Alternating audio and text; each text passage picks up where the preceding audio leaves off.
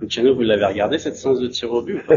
Non, je regarde jamais les séances de tir au but. C'est quelque chose qu'un entraîneur ne maîtrise pas, donc je suis pas un très bon supporter de hockey sur glace. Hein. Je coach, mais regarder pour regarder, ça m'intéresse pas.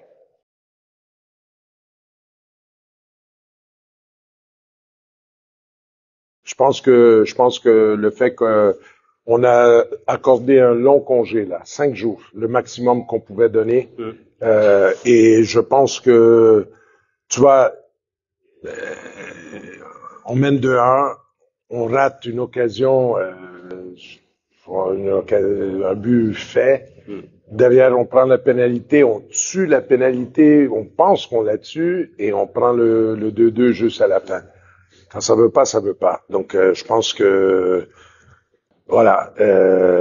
Par contre, je pense que les supporters qui continuent à être derrière cette équipe parce que depuis le début de la saison, OK, on aurait voulu gagner plus de matchs, mais il n'y a pas un match que le groupe s'est pas présenté.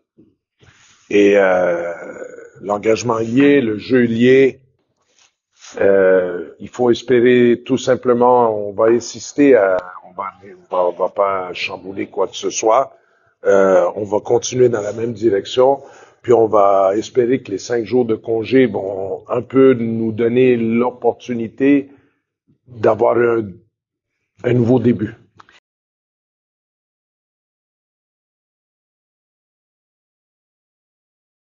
Moi, personnellement. Vous, personnellement, le staff, les joueurs, la direction. Moi, personnellement, c'est peut-être ma dernière saison derrière le banc, donc je profite du moment et je profite d'un groupe qui a énormément de bonne volonté.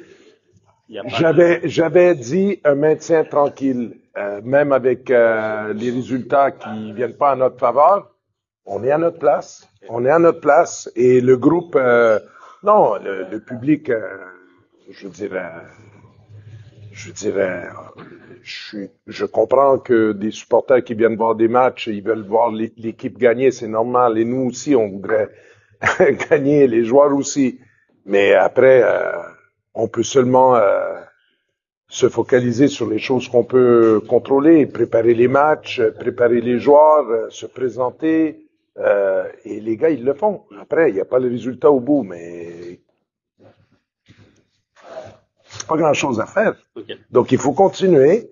Comme j'ai dit, il faut espérer que cette longue coupure va nous donner une renaissance, un nouveau départ et que ça peut partir sur d'autres bases et espérer aussi qu'on récupère soit Radim, soit Dakota Raby, qui, je pense que surtout Radim, c'est un joueur qui nous manque non seulement par ce qu'il fait sur la glace, mais par son leadership. Donc, mais voilà, on va continuer. Il y a des bons, il y a quand même du positif, tu vois. On était un peu inquiet après les 5-6 premiers matchs d'Alexis Amalainen, parce qu'il avait quand même connu une fin de saison l'année passée un peu compliquée. Il est coupé à Amiens, il vient chez nous, il démarre lentement. Mais là, il prend sa place. C'est un bon joueur et il y a Bastien Lemaitre aujourd'hui qui a fait vraiment un bon match. Après, il faut, voilà.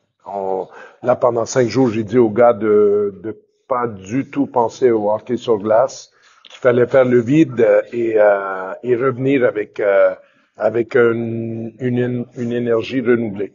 Merci, coach. Okay.